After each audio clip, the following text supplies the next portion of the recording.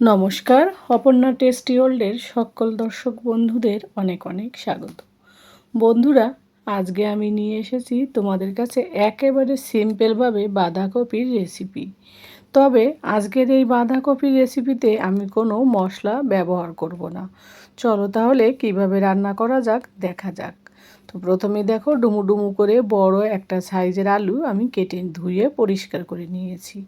আর এইদিকে দুটো বড় সাইজের পেঁয়াজ কেটে নিয়েছি। আর এইদিকে পরিমাণ মতো আমি বাঁধাকপি আলাদা করে কেটে ধুয়ে পরিষ্কার করে রেখেছি। আর এদিকে গ্যাসে আমি কড়াই বসিয়ে দিলাম।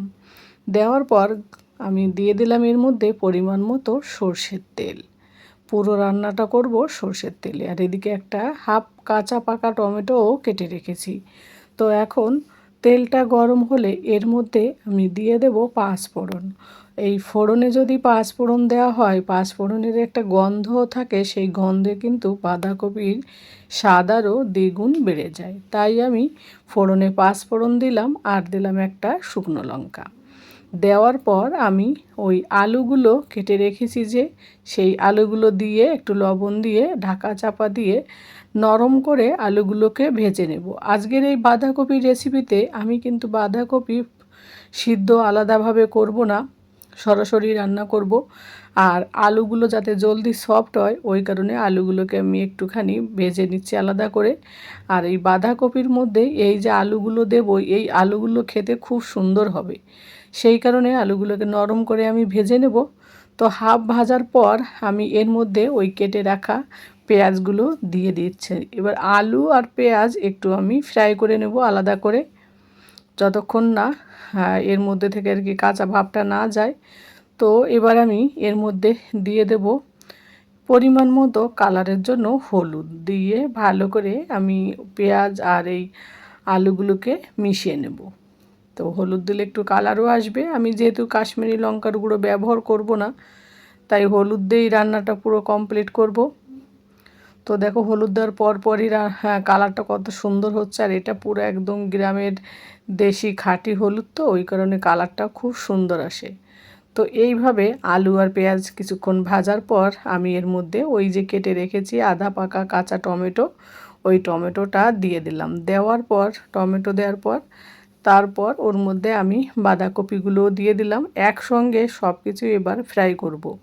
যেহেতু বাঁধাকপিগুলো আমি আলাদা করে সিদ্ধ করিনি, তাই আমি যাতে জলদি সিদ্ধ হয়, একটু সময় লাগবে, সেই কারণে সব কিছু আমি দিয়ে দিলাম। দিয়ে লবণ আরেকটুখানি লবণ দিলাম, যেহেতু আলুতে লবণ দেওয়া হয়েছে তাই সামান্য পরিমাণ আমি টেস্ট অনুযায়ী লবণ দিয়ে এবার ভালো করে মিশিয়ে এইভাবে আমি ফ্রাই করে নেব।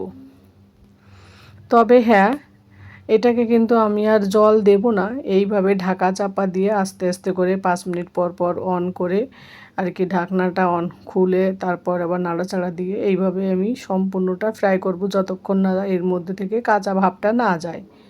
আর এইভাবে যদি বাঁধাকপি রান্না হয় খেতেও কিন্তু দুর্দান্ত লাগে। যারা খেতে চায় না বাঁধাকপি, গ্যাস হয় অনেকে বলে, কিন্তু কোনো মশলা ছাড়া একেবারে সিম্পল এইভাবে রান্না করে বন্ধুরা তোমরাও দেখতে পারো, খেতে কিন্তু অসাধারণ হয়। যারা খেতে পছন্দ করে না তারাও কিন্তু আঙুল চেটে চেটে খাবে। রুটি, ভাত, পরোটা সব কিছুর সঙ্গে কিন্তু এই রেসিপিটি চলবে।